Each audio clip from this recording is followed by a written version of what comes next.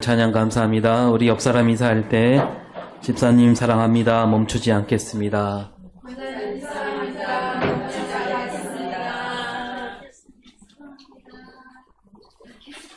네, 오늘부터 우리는 대림절로 지키고 있습니다. 대림절 무슨 뜻입니까? 대림절, 예수님이 오시는 날을 기다리는 절기. 우리 기독교는 이 대림절이 첫 번째 절기죠. 그 대림절, 그 다음에 성탄절, 주현절, 사순절, 부활절, 그리고 성령 강림절, 이렇게 1년을 보내게 됩니다. 해마다 우리가 대림절에 담긴 뜻을 함께 나눴는데요. 먼저 대림절은 언제부터 지켰느냐 하면 4세기 무렵이라고 할 수 있겠습니다. 아주 오래전이죠. 우리나라로 치면 삼국시대 고구려 백제 신라가 있던 그 시대이고, 처음에 대림절은 3주 동안 지키기도 했고요, 또 7주 동안 지키기도 했습니다. 교회마다 조금씩 달랐는데, 그러다가 11세기, 그러니까 다시 우리나라로 치면 고려 시대쯤 되겠습니다. 이때 세계 전 교회가 대림절을 4주 동안 지키기로 했다 그럽니다. 그러면 이 대림절에 담긴 뜻은 뭐냐? 세 가지로 볼 수 있는데, 첫째는 예수 그리스도께서 이 땅에 오시는 날, 그러니까 첫 번째로 오시는 날, 그날을 우리가 기다리는 준비가 있고요. 둘째는 마지막 날에 다시 오시는 예수님을 기다리면서 마지막 날을 준비한다, 그런 뜻이고요. 셋째는 교회에서 다시 오시는 주님을 기다리되 그 구속과 속죄를 마음 깊이 새긴다, 그런 뜻을 담고 있습니다. 그 예수님이 이 땅에 오셨던 날을 이미 오셨죠. 2000년 전에 오신 날을 기리면서도 다시 오시는 주님을 기다리기도 하는 절기가 이 대림절입니다. 그러니까 이 대림절에 예수를 믿는 그리스도인들과 교회에는 예수님이 이 땅에 오셨던 그 뜻을 되새기면서, 그리고 더 나아가서 다시 오실 주님을 기다리며, 그리고 자기를 살피고 내가 어떤 몸가짐, 마음가짐으로 살아야 되는가 깊이 생각하는 그런 절기가 되겠습니다. 그리고 앞에 말씀드렸지만 이 대림절은, 예수님을 기다리는 이 절기는 우리 교회력 가운데 첫 번째 절기로 지키고 있습니다. 첫 번째 절기로 지킨다, 여기에 뜻이 있는 거죠. 그래서 우리 기독교 신앙은 기다림으로부터 비롯된다라는 겁니다. 신앙은 기다림이다. 기다린다, 이 말은 무슨 뜻일까요? 기다린다. 기다린다, 이 말은 지금 여기가 끝이 아니다라는 거죠. 여기가 끝이 아니라 우리가 기다리고 있다. 다른 날을 기다리고 있다는 겁니다. 따라서 우리 기독교인은, 예수를 믿는 사람이라면 지금 여기서 내 삶이 아무리 어렵고 힘겹다 해도, 내 앞길이 칠흑 같은 어둠이 가득할지라도 주저앉지 않는 겁니다. 지금이 끝이 아니니까. 여기 내가 서 있는 이 자리가 아무리 거칠고 험할지라도 우리는 여기를 이겨낼 수 있다. 여기가 끝이 아니니까. 새로운 날이 우리를 기다리고 있으니까. 새로운 세상이 우리를 기다리고 있기 때문이죠. 이 대림절이라는 교회력이 아까 앞에서 4세기경에 생겼다라고 했지요. 그런데 따지고 보면 예수님을 기다렸던 사람들, 메시아 그리스도가 오심을 기다렸던 사람들은 4세기뿐만 아니라 그 전부터, 아주 오래전부터 있었습니다. 크게 보면, 성경으로 보면 저 창세기 때부터 이미 예수님을 기다렸다라고 할 수 있는 거죠. 그래서 여러분, 오늘 대림절을 맞이해서 그럼 우리 창세기부터 차근차근 한번 그 말씀을 나눠보자 라고 하기는 어렵잖아요. 그건 좀 건너뛰고요. 이 선지자들이 쓴 그 말씀들을 보면 벌써 그때부터, 구약시대에 그때부터 예수님을 기다렸구나라는 것을 우리가 금세 알 수가 있습니다. 그러면 이 선지자들 가운데 메시아가 오신다, 메시아를 기다리자, 이 말씀을 다들 외쳤지만 이 말씀을 가장 뚜렷하게 외친 선지자 두 사람이 있습니다. 누굴까요? 두 사람이 있는데 네, 예레미야와 벌써 눈치가 빠르죠. 예레미야와 이사야입니다. 이사야. 이 두 선지자는요, 나라와 민족을 정말 아끼고 사랑하는 선지자였고, 자기 조국인 이 남유다 왕국이 무너져 갈 때 가장 가슴 아파하는 선지자였습니다.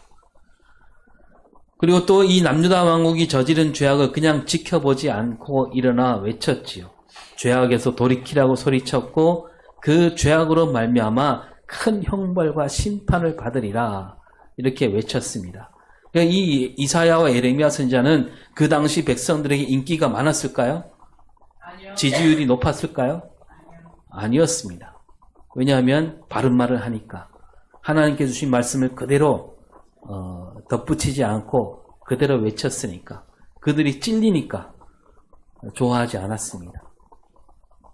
근데 그러면서도 하나님께서 위로와 소망을 주시리라, 새로운 나라, 하나님께서 다스리신 새로운 나라를 이루리라 이렇게 외쳤습니다. 그럼 이렇게 외치면 백성들이 좋아했을까요?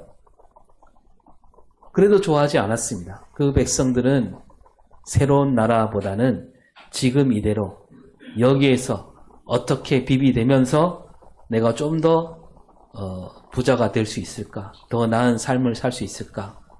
그걸 찾고 있었기에 새로운 나라, 새로운 세상은 바라지 않았던 거죠.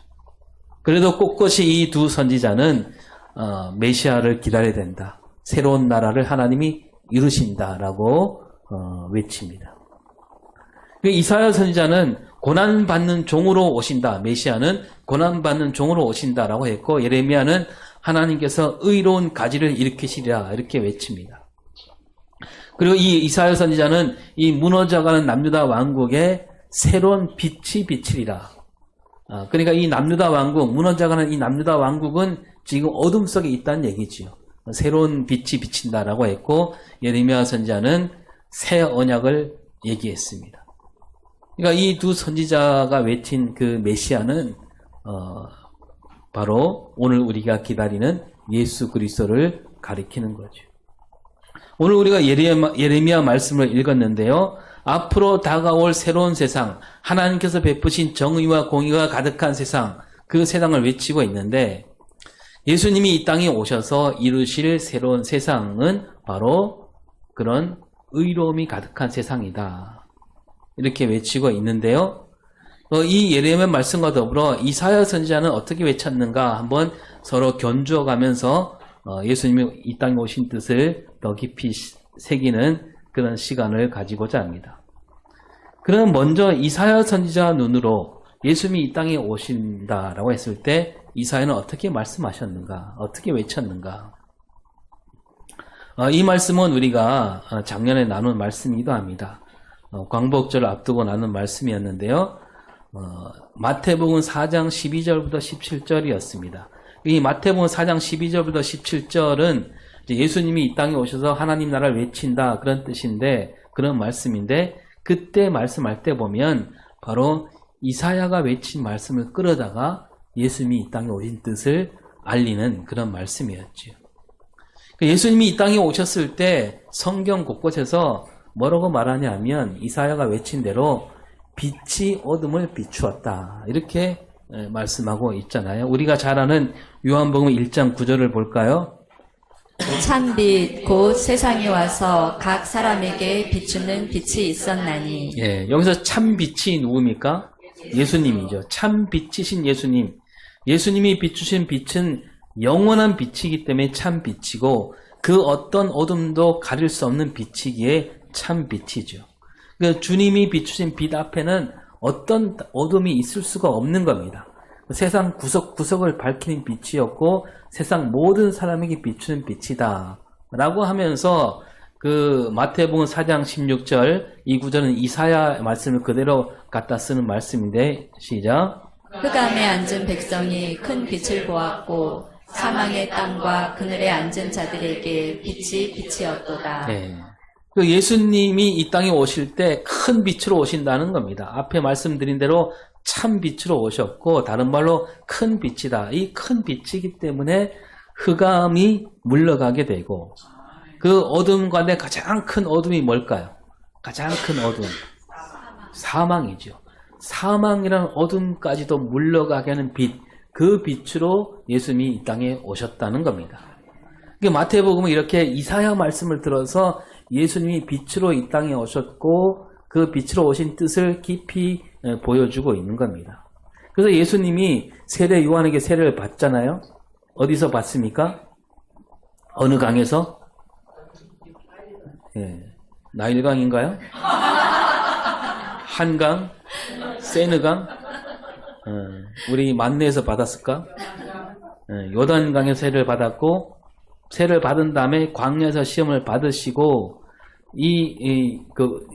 그 받은 다음 얼마 지나지 않아서 세례 요한이 헤롯 왕에게 잡히지요. 예수님이 이 소식을 듣고 요단강에서 세례 받으신 다음에 다시 어디로 가시냐면 갈릴리로 가십니다. 그리고 요단강과 유대 광야는 이 예루살렘 쪽으로 내려와야 되는데 세례 요한이 잡혔다는 소식을 듣고는 요단강까지 왔다가 다시 거슬러 올라간 거예요. 그러니까 마태복음 4장 13절을 볼까요? 나사렛을 떠나 스불론과 납달리 지경 해변에 있는 가버나움에 가서 사시니. 가버나움으로 가셨다 그럽니다. 가버나움은 어디냐 그러면 예수님이 자라난 동네가 어디예요? 나사렛이죠. 나사렛보다 더 위 지방이 가버나움이에요. 가버나움은 갈릴리에서 가장 북쪽이죠. 갈릴리로 물러가셨다 이 말은 예수님이 물러났다 그런 뜻이 아니라 거기서부터 예수님이 일을 시작하게 되었다는 얘기입니다. 그러니까 세례 요한이 잡혔으니까 이제 예수님이 나설 때가 됐는데 예수님이 가장 먼저 일을 하게 된 곳은 바로 가버나움이다. 그 많은 사람이 세례 요한이 외친 소리에 귀를 기울였고 하나님 뜻을 조금이나마 깨닫고 있었는데 그 세례 요한이 잡혔으니까 이 백성은 또다시 지도자를 잃은 겁니다. 그때 예수님이 이제 때가 되었다는 거죠. 그래서 마태복음 4장 17절에 뭐라고 합니까? 그때부터 예수께서 비로소 전파하여 이르시되 회개하라 천국이 가까이 왔느니라 하시더라. 이때부터 언제부터? 세례 요한이 잡힌 때부터 예수님이 하나님 나라 복음을 외치게 되었다라는 거죠. 또 마가복음 1장 15절에 이렇게 말합니다.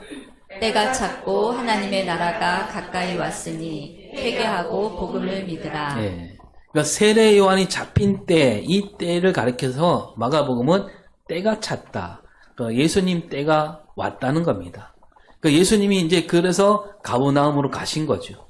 그 가버나움에 가셔서 외친 말씀은 하나님 나라 복음인데 이 하나님 나라 복음이 바로 이 가버나움부터 비롯된다는 겁니다. 이 가버나움 아까 말씀드린 대로 요단강보다 한참 위에 있습니다. 그리고 이 가버나움과 요단강 사이에는 뭐가 있냐면 어떤 땅이 있어요? 가버나움, 요단강과 가버나움 사이에, 갈릴리 사이에 자주 말씀드렸는데 사마리아 땅이 있죠. 이 사마리아 땅은 유대인들이 가장 싫어하는 땅이라 그랬습니다. 이쪽으로 지나가지 않고 둘러서 간다 그랬죠. 그 사마리아 땅과 사마리아 사람들은 왜 그렇게 손가락질 받았는가 우리가 잘 알고 있죠. 다시 말씀드리지 않아도 되겠지만 하나만 짚고 넘어가면 이 이스라엘이라는 나라에서 가장 큰 도시가 어디예요? 예루살렘이죠. 그 예루살렘 바로 위에 사마리아 땅이 있고 그 위에 갈릴리, 그 가버나움이 있는 겁니다. 그 유대 민족은 이 사마리아 사람들을 자기 민족으로 여기지 않는다 그랬죠. 저 이방 나라보다 더 더럽게 여기고 있었지요. 그런데 이 헬라라는 나라가 이스라엘을 다스리게 되었을 때 이 사마리아보다 북쪽에 있는 갈릴리에다가 이 남쪽에 있는 유다 지파 사람들, 그러니까 이 유다 지파 사람들은 그 얻은 땅이 예루살렘 쪽이에요. 이 유다 지파 사람들을 그쪽으로 옮긴 겁니다. 그러니까 이 사람들은 유다 지파이면서도 저 북쪽, 그 북쪽 땅은 원래 어떤 지파가 있었냐면 스불론과 납달리 지파 사람들이 살던 땅이었지요. 그러면 그 스불론과 납달리 사람들은 어디로 갔을까? 그들은 아주 오래전에 흩어진 거죠. 핏줄도 막 섞였습니다. 그 북이스라엘이 아수르에게 무너졌을 때 다른 민족과 막 섞이게 되고, 그리고 이 헬라 로마 제국은 스불론과 납달리 땅에 살던 사람들을 사마리아로 내려보내고 유다 지파 사람들을 거기에 살도록 한 겁니다. 그러니까 이 헬라 제국도 그렇고 그 뒤에 나온 로마도 그렇고 이스라엘을 자기 식민지로 삼았잖아요. 그리고 이제 이 사마리아는 그냥 내버려 둬도 이스라엘 사람들이, 유다 사람들이 좋아하지 않으니까, 싫어하니까 그냥 그대로 두고, 그리고 그 사이를 두고 이스라엘 그 민족을 나누어 놓은 겁니다. 나누어 놓으니까 힘을 뭉치지 못하지 않습니까? 이렇게 이 북쪽 끄트머리로 끌려가 억지로 살게 된 사람들, 그들이 사는 삶은 어땠을까요? 어엿한 자기 땅이 있는데 가장 험하고 가장 거친 땅에 와서 살아야 되는 그 삶이 힘겨운 삶이라는 겁니다. 이 스불론과 납달리 땅, 거기는 뭐냐 하면 앞으로 가기도 힘들고 뒤에는 또 뭐가 있습니까? 다른 나라가 있고 이 갇힌 거나 다름이 없습니다. 꽉 막혀 있는 거죠. 그러니까 이 갈릴리 나사렛을 비롯해서 스불론 납달리 땅이 그런 땅이고, 가장 멀리 떨어진 땅에 끌려온 사람들, 마음 놓고 다니지 못하는 그런 땅이 바로 무슨 땅이냐면 아까 말씀드린 대로 흑암이 가득한 땅입니다. 어두운 땅입니다. 죽음이 도사리고 있는 땅이죠. 그런 땅이 바로 거기에 예수님이 사셨고 거기서 예수님이 사역을 시작한 거죠. 그러니까 나다나엘이 뭐라고 외칩니까? 예수님 처음 봤을 때 그런 땅 나사렛에서 무슨 선한 것이 나겠느냐. 자기도 그 동네 사람이. 그 예수님은 이렇게 가장 외진 땅, 가장 거친 땅, 가장 힘겹게 사는 사람들이 있는 땅, 어둠이 가득한 땅에서 하나님 나라를 외친 거죠. 그 사람들 생각과 다른 거예요. 사람들은 하나님 나라라면 모름지기 가장 큰 도시, 저 로마가 아닐지라도 뭔가 번듯하게 사는 사람들이 모인 곳, 그런 데서 비롯되어 마땅하다. 그 사람들은 하늘나라 천국하면 저 높은 하늘만 쳐다보지 않습니까? 하늘과 가장 가까운 도시, 아무래도 시골보다 큰 도시가 아닐까. 그런데 예수님은 보여주신 거죠. 하나님 뜻은 다르다는 거죠. 하나님 나라가 시작되는 곳은 가장 어두운 곳이다. 캄캄한 곳이다. 거기에 하나님이 계신다는 진리를 외치게 된 겁니다. 그 하나님은 가장 작은 나라, 가장 힘없는 나라, 이리 채이고 저리 채일 수밖에 없는 그 나라 이스라엘 돌아보셨고 그 나라를 들어서 하나님 뜻을 이루신 겁니다. 그러면 그 이스라엘 사람들이 머리가 가장 좋기 때문에 가장 믿음이 좋아서 가장 잘나서 그 갈릴리 스불론 납달리 사람들이 뛰어나서 하나님이 그들을 들어 쓰셨을까요? 그게 아니죠.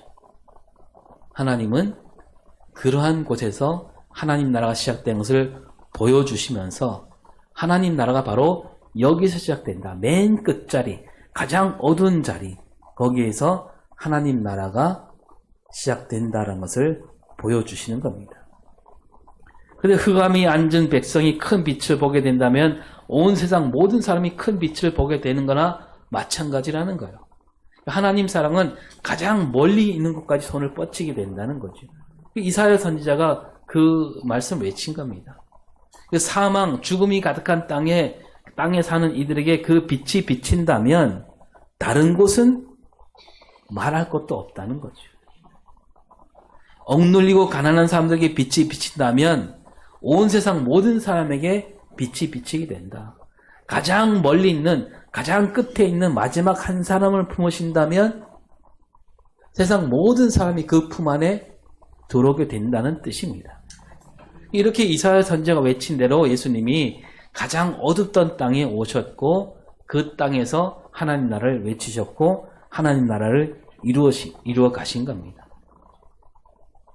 오늘 우리는 어떻습니까? 오늘 우리에게도 다 빛이 있잖아요. 예수를 믿는다 이 말을 다른 말로 하면 예수님께서 나눠주신 빛을 우리가 받았다는 뜻이에요.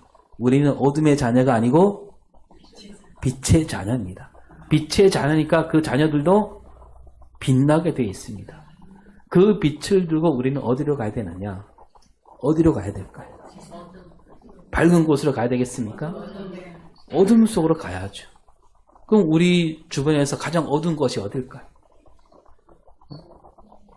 우리 가정에서 가장 어두운 곳을 우리가 들여다봐야 되고 우리 마을에서 예. 예. 고사님 화장실은 전등을 갈아야 되겠네요. 우리 마을에 가장 어두운 곳을 가야 된다는 겁니다. 이사야 선지자가 예수님이 오시되 어둠이 가득한 땅에 새 빛이 비치듯 오신다라고 했다면 그럼 예레미야 선지자는 어떻게 말했느냐? 12절을 보겠습니다. 황폐하여 사람도 없고 짐승도 없던 이곳과 그 모든 성읍에 다시 목자가 살 곳이 있으리니 그의 양떼를 눕게 할 것이라. 예레미야 선지자는 조금 결이 다르게 말하죠. 예레미야 선지자는 황폐한 땅. 그러니까 얼마나 이 몹쓸 땅인지 사람도 없을 뿐더러 뭐도 없다? 짐승도 없던 땅이라 그럽니다. 그러니까 우리로 말하면 여러분 우리가 여름에 지신맨으로 엄청 고생했잖아요. 지심도 나지 않는 땅이 얼마나 거친 땅인지. 지심도 나지 않는 땅에 뭐가 자라겠습니까? 아무것도 자라지 않는 거예요. 그런데 이러한 땅에 다시 목자가 살게 되리라. 목자란 누구를 가리킬까요? 멀리 보면 바로 메시아, 예수 그리스도입니다. 그럼 그 양떼는 누굴까요? 그 예수를 믿고 따르는 사람들. 예수님을 왕으로 모시고 사는 사람들. 그러니까 그 황폐한 땅, 사람도 짐승도 살지 못하던 그 땅에 예수님이 오실 것이고 거기서 예수님이 왕이고 그러면 거기 하나님 나라가 이루어진다는 거죠. 이 예레미야 말씀을 조금 더 들어가 보면 오늘 새벽에 잠깐 나누었지요. 예레미야가 지금 어디 있냐면 시위대 뜰에 갇혀서 울부짖고 있습니다. 왜 갇혔을까요? 포로가 아니라 아까 말씀드렸잖아요. 예레미야를 백성들이 좋아했어요? 싫어했어요? 싫어했어요. 바른 말만 하니까. 좋은 말 안 하고 바른 말 하니까. 그 갇혀 있는 겁니다. 거기서 울부짖고 있습니다. 그때 하나님이 그 기도를 들으시고 예레미야에게 영원한 언약을 말씀하십니다. 3절을 볼까요? 너는 내게 부르짖으라. 내가 내게 응답하겠고 내가 알지 못하는 크고 은밀한 일을 내게 보이리라. 이스라엘 백성들에게 내게 부르짖으라 이렇게 말씀하고 있습니다. 그런데 여러분 하나님께서는 그 예레미야 앞에 보면 이렇게 말씀하셨어요. 7장 16절을 볼까요? 너는 이 백성을 위하여 기도하지 말라. 그들을 위하여 부르짖어 구하지 말라. 내게 간구하지 말라. 내가 내게서 듣지 아니하리라. 이때는 뭐라고 말씀하셨냐면 이 백성들을 위해서 기도하지 말라. 기도해봐야 듣지 않겠다. 부르짖지 말라. 이 말씀을 그 앞에서 계속 말씀하셨습니다. 몇 차례나 말씀하십니다. 그런데 오늘 여기서 뭐라고 합니까? 부르짖으라 그럽니다. 부르짖으면 들어주신다는 얘기겠죠? 무슨 얘기냐면 앞으로 바벨론에서 돌아오게 되었을 때 그때 비로소 들어주신다는 겁니다. 아직 심판과 재앙을 받지 않았을 때 그 앞에서는 그 어떤 기도도 들어주시지 않는다는 얘기입니다. 그러나 바벨론에서 고생을 하고 돌아오게 되었을 때 그때는 영원한 언약으로 다시 세워주시고 그 기도를 들어주시고 그래서 크고 은밀한 일까지 보이신다. 크고 은밀한 일. 하나님께서 그 백성들에게 앞으로 주실 복과 은혜가 너무 커서 은밀하기까지 하다는 거죠. 그러니까 너무 커서 다 알 수 없다는 얘기예요. 그러면서 그 복은 바로 오지 않는다라는 얘기죠.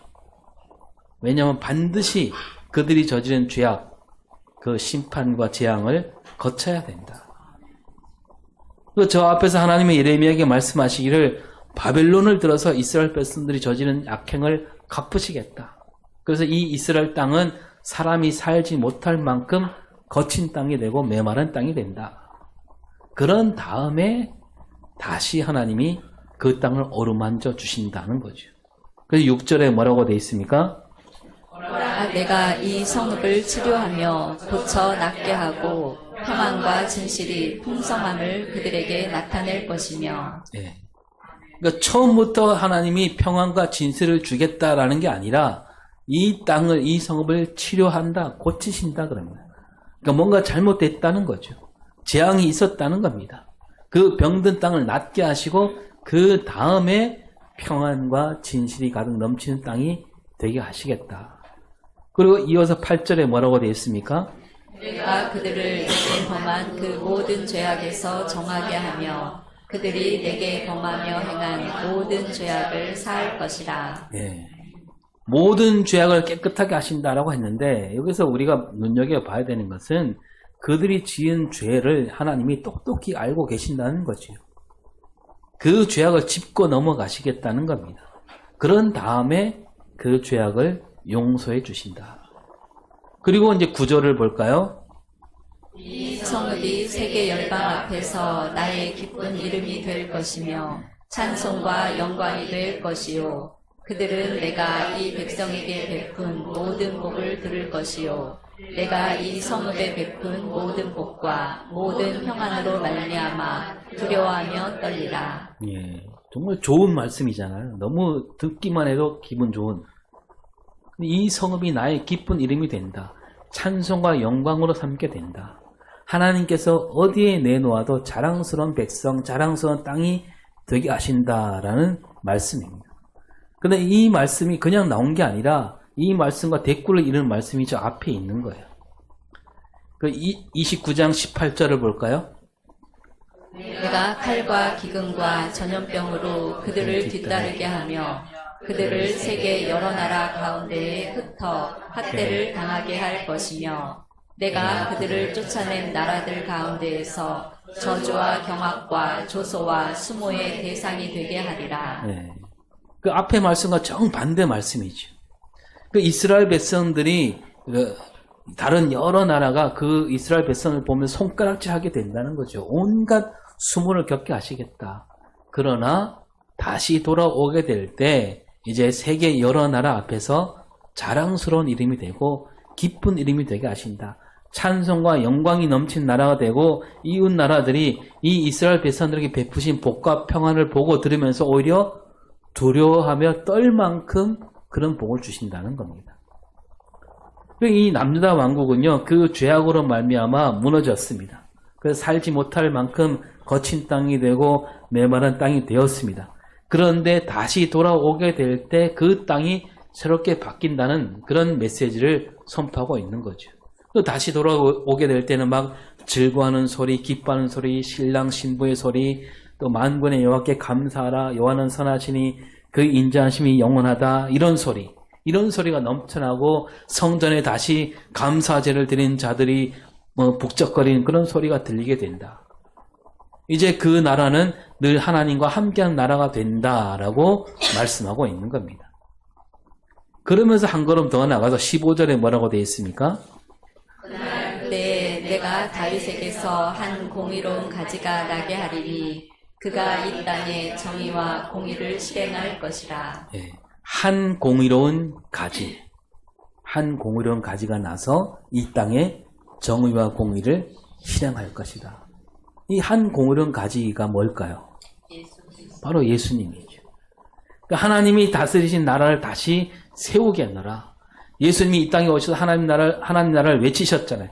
그리고 그 나라를 이루고자 온 힘을 다하시고 온몸을 바쳤습니다. 그런 날이 오게 되리라고 말씀하고 있는 거죠.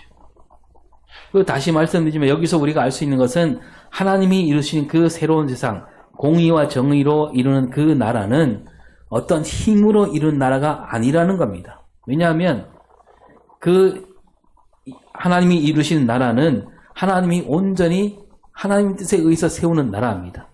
힘으로 이루지 않고 하나님이 거저 주신다는 얘기예요. 그러니까 이 남유다 왕국 백성들이 잘해서 얻는 그런 상으로 주시는 게 아니라 하나님께서 그냥 주시는 나라, 은혜로 이루어진 나라라는 거죠. 그래서 16절을 볼까요?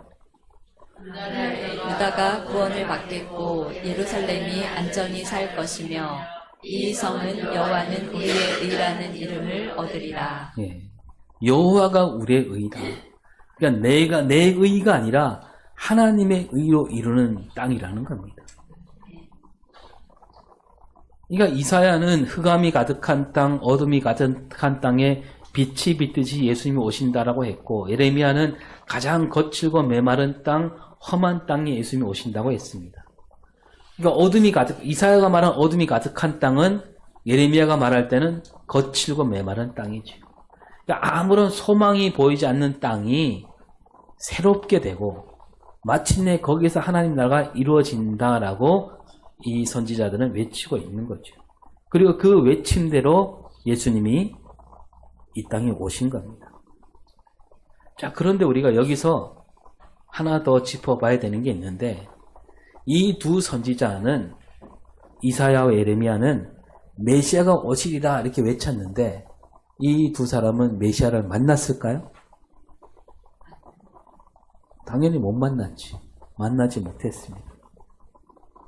그 메시아를 만나기는커녕 남유다 왕국이 바벨론에 무너졌다가 다시 돌아오는 그 기쁨도 맛보지 못했습니다. 그 전에 다 죽었어요. 이사야와 예레미야가 메시아를 외치고 얼마 뒤에 메시아신 예수님이 오셨을까요? 1년? 2년? 10년? 20년? 아니요. 100년도 더 지났습니다. 400년이 지났어요. 그때 예수님이 오신 거예요. 그러니까 이사야는 700년 전에 외쳤고요. 예레미야는 400년 전에 외쳤습니다. 메시아가 오신다는 거. 하나님 나라가 이루어진다는 거. 여러분, 우리 앞으로 400년 뒤에 오실 주님이라면 어떨까요? 요즘 밤이 길어져서 아침 6시가 지나도 어둡잖아요. 적어도 6시 한 40분 지나야 비로소 차츰차츰 어둠이 걷힙니다. 이 이사야와 예레미야 이 두 선지자가 곧 새로운 세상이 온다고 외쳤는데 6시쯤에 이제 곧 날이 밝아오리라 이렇게 외치지 않았다는 거예요. 그들이 살았던 시대는 아직도 어둠이 캄캄한 시대였습니다. 가장 어둡던 시대, 가장 거칠었던, 가장 메말랐던 시대. 말하자면 한 새벽 1시쯤에 일어나서 외치고 있는 거예요. 이제 곧 날이 밝아온다고. 이제 곧 해가 뜬다고. 그래서 그때를 기다린 겁니다. 오늘 우리가 다시 오실 주님을 기다리고 있는데 주님께서 다시 오실 때 새로운 세상이 열리는 거잖아요. 하나님 나라가 이루어집니다. 그런데 지금 세상을 보면 어떻습니까? 곧 그날이 올 것 같아요? 막 조짐이 보입니까? 뭔가 막 새로운 게 일어나고 막 그렇습니까?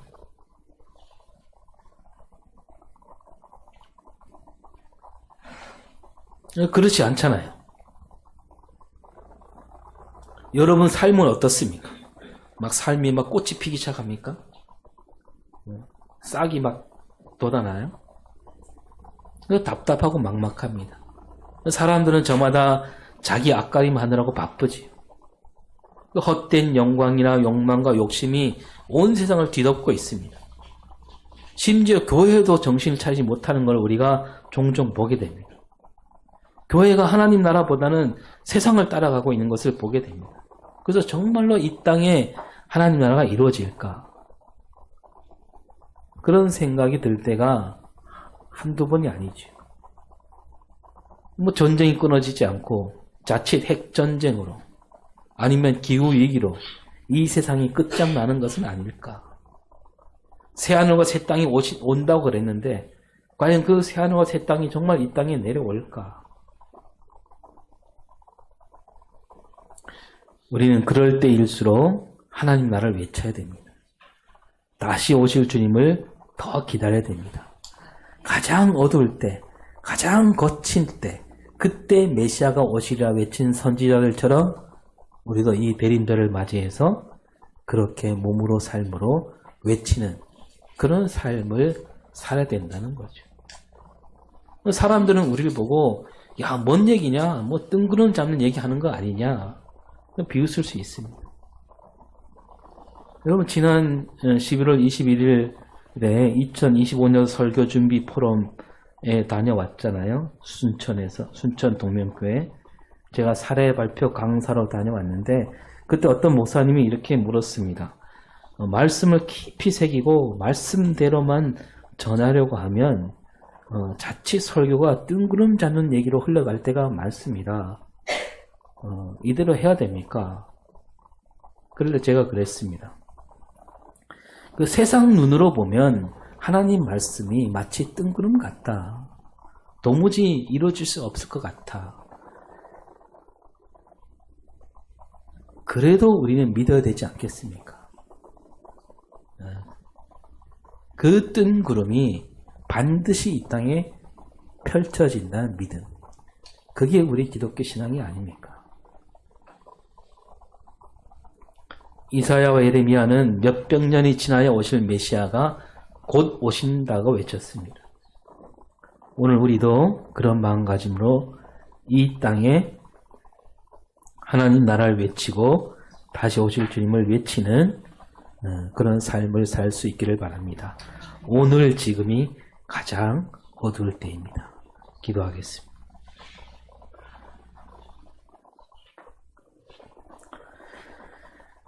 저 옛날 선지자들은 가장 어두울 때, 가장 힘겨울 때 메시아가 오시리라, 하나님 나라가 이루어지리라 외쳤습니다. 우리가 사는 세상도 칠흑 같은 어둠이 가득합니다. 메마르고 거칠며 험한 세상입니다. 이럴 때일수록 우리가 다시 오실 주님을 외치면서 하나님 나라를 외치는 삶을 살게 하여 주시옵소서.